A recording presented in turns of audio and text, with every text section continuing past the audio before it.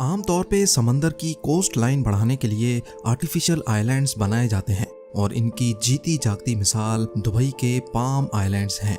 समंदर की लहरों के खिलाफ जाकर वहां जमीन के टुकड़ों को बनाना वाकई एक मुश्किल तरीन चैलेंज होता है।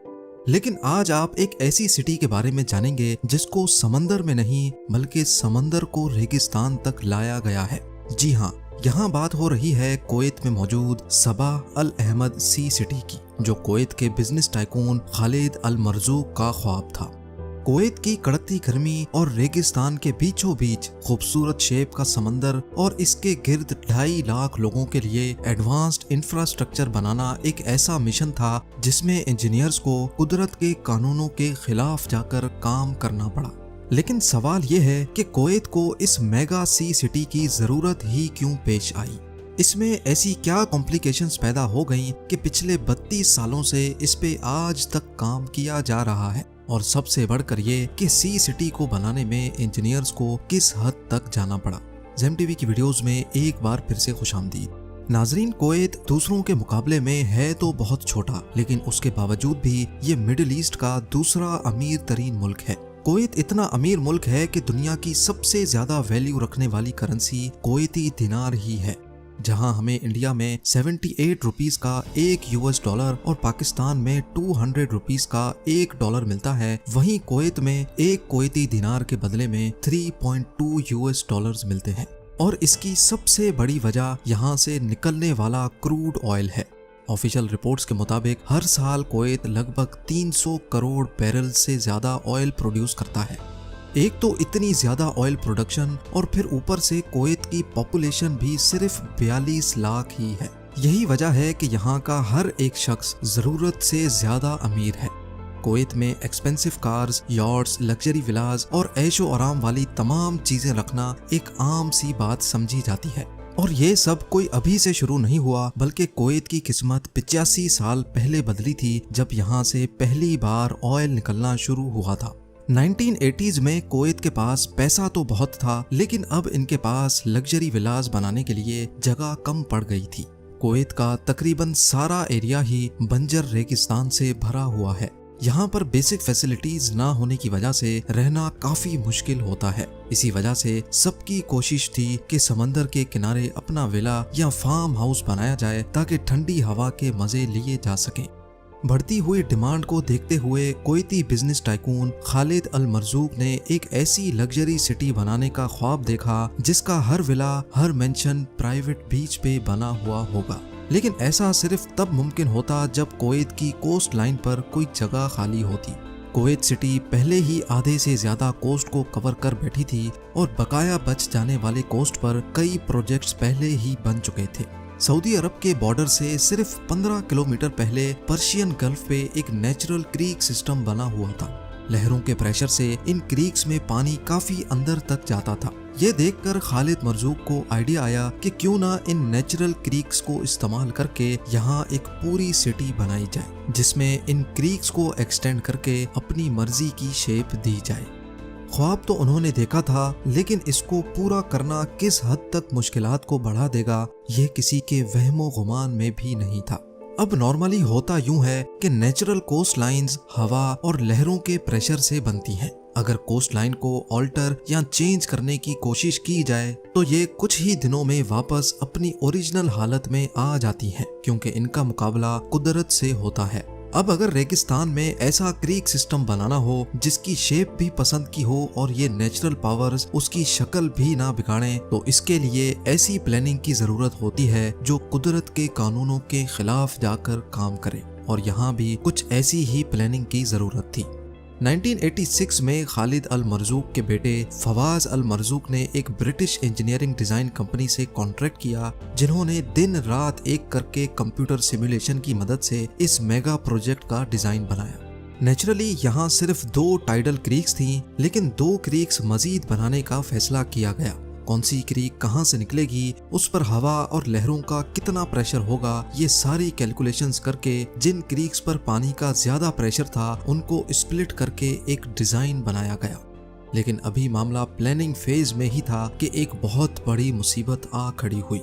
1990 में इराक ने कुवैत पर हमला कर दिया। इराकी सोल्जर्स सिर्फ 2 दिन के अंदर अंदर पूरे कुवैत पर कब्जा करके बैठ गए। सी सिटी की कंस्ट्रक्शन तो बहुत दूर की बात थी, इस दौरान तो लोगों के चले चलाए बिजनेस भी ठप हो गए और लोकल्स अपने घरों में बंद रहने पर मजबूर हो गए। अमेरिकन एलाइज ने कुवैत की मदद की और इराक के खिलाफ मुकाबला किया। 1 साल तक ये मामला चलता रहा, लेकिन जब इराकी सोल्जर्स कमजोर पड़ गए तो उन्होंने जाते जाते कुवैत की 700 से ज्यादा ऑयल वेल्स पर आग लगा दी। ना सिर्फ इतना, बल्कि इराकी सोल्जर्स ने ऑयल वेल्स के आसपास अंडरग्राउंड माइंस इंस्टॉल कर दी ताकि कोई भी आग को बुझाने की हिम्मत ना कर सके। ये आग इतनी खतरनाक थी कि अगले 10 महीनों तक ये नॉन स्टॉप जलती रही। एक एस्टीमेट के मुताबिक तेल के इन कुओं पर आग लगने से कुवैत को रोजाना 60 लाख बैरल्स का नुकसान हुआ था, यानी टोटल 10 महीनों के 180 करोड़ बैरल्स का नुकसान। पूरी दुनिया में 15 दिनों तक जितना ऑयल आज इस्तेमाल किया जाता है उतना ही ऑयल कुवैत में जला दिया गया था। 10 महीनों के बाद जाकर कुवैत ने इस आग पर $1.5 अरब खर्च करने के बाद काबू पाया। यह हिस्ट्री का एक ऐसा वाकया था जिसने अगले कई सालों तक कुवैत को खोखला करके रख दिया। जब कुवैत इस मसले से निकला तो तब तक बहुत देर हो चुकी थी। एक और गल्फ कंट्री में ऐसे ऐसे प्रोजेक्ट्स जन्म ले चुके थे कि इनके सामने कुवैत सी सिटी का प्रोजेक्ट किसी खाते में ही नहीं था। जी हाँ, हम बात कर रहे हैं दुबई की। यहाँ दुनिया का सबसे महंगा 7 स्टार होटल बन चुका था और आर्टिफिशियल आइलैंड्स के कई प्रोजेक्ट्स की कंस्ट्रक्शन भी स्टार्ट हो चुकी थी। और तो और दुनिया की सबसे ऊंची बिल्डिंग बुर्ज खलीफा की कंस्ट्रक्शन भी स्टार्ट हो चुकी थी। दुबई ज्यादातर इंटरनेशनल अट्रैक्शन पहले ही ले चुका था, लेकिन फिर भी कुवैत ने 2004 में सी सिटी की कंस्ट्रक्शन का काम स्टार्ट कर दिया। सी सिटी का ये प्रोजेक्ट 5 फेजेस में डिवाइड किया गया और फैसला किया गया कि एक एक करके फेजेस कंप्लीट किए जाएंगे। सबसे पहला काम था फेज 1 और 2 पे खुदाई करने का। इसके लिए 40 बुलडोजर्स, 90 आर्टिकुलेटेड डंपर्स, 87 एक्सकवेटर्स, 48 डंप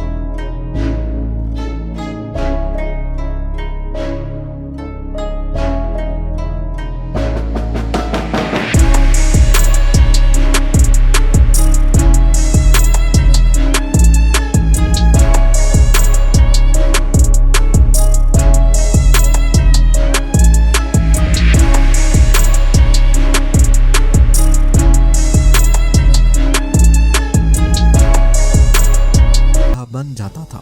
एक दिन में 1200 मरतबा 15 टन का ये वजन जब जमीन पर गिराया जाता तो कुछ ऐसा मंजर देखने को मिलता था। बाकी सब चीजें तो अपनी जगह, लेकिन एक मसला ऐसा था जिसका डर अंदर ही अंदर सबको खाए जा रहा था। इन आर्टिफिशियल क्रीक्स में जब समंदर का पानी डाला जाएगा तो क्या यह पानी नेचुरल तौर पे फ्लो करेगा भी कि नहीं। अगर पानी वक्त पे चेंज ना हुआ तो इसमें फंगस पैदा हो जाएगा और बदबूदार पानी इस प्रोजेक्ट को बुरी तरह से फेल भी कर सकता है। इस मसले से निपटने के लिए टाइडल गेट्स इंस्टॉल करने का फैसला किया गया। टाइडल गेट एक ऐसा मैकेनिकल गेट होता है जो सिर्फ एक तरफ से आने वाले पानी के प्रेशर पे खुद ब खुद खुल जाता है। जब समंदर से आने वाली वेव्स बंद या कम हो जाएंगी तो ये गेट अपने आप वापस बंद हो जाएगा।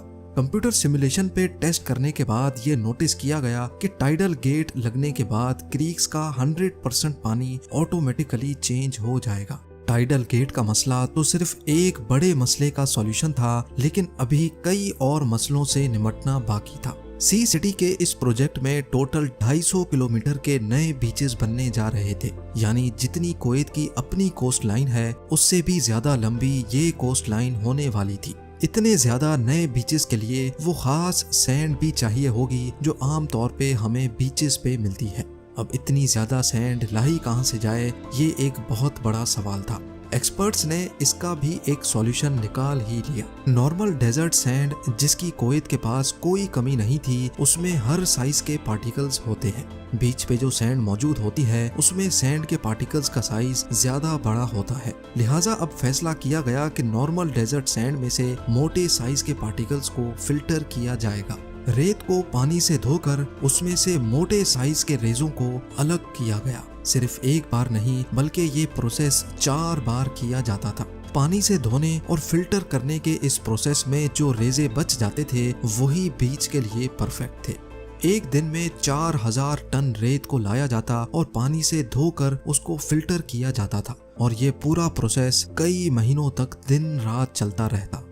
बीचेस की सैंड को लहरों के प्रेशर से बचाने के लिए पत्थरों की वॉल्स भी बनाने का फैसला किया गया। इन वॉल्स पर लगाए जाने वाले पत्थर बॉर्डर के उस पार सऊदी अरब की एक स्टोन क्वारी से लाए जाते थे, क्योंकि कुवैत के पास अपनी एक भी स्टोन क्वारी नहीं थी। पूरे 6 सालों की मेहनत के बाद सी सिटी के 3 फेज कंप्लीट हो चुके थे। अब बारी थी एक आलीशान लॉन्च पार्टी की। कुवैत के उस वक्त के अमीर सबा अल अहमद ने इस प्रोजेक्ट का भरपूर अंदाज में इफ्तिताह किया, और इसी मौके पर इन्होंने इस प्रोजेक्ट को अपने नाम से भी जोड़ने का फैसला किया, और तब से लेकर ये प्रोजेक्ट सबा अल अहमद सी सिटी के नाम से पहचाना जाता है।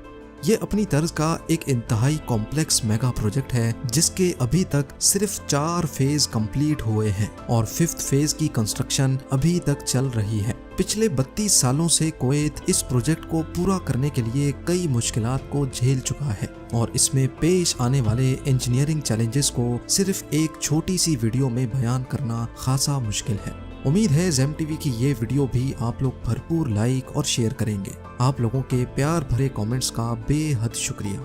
मिलते हैं अगली शानदार वीडियो में।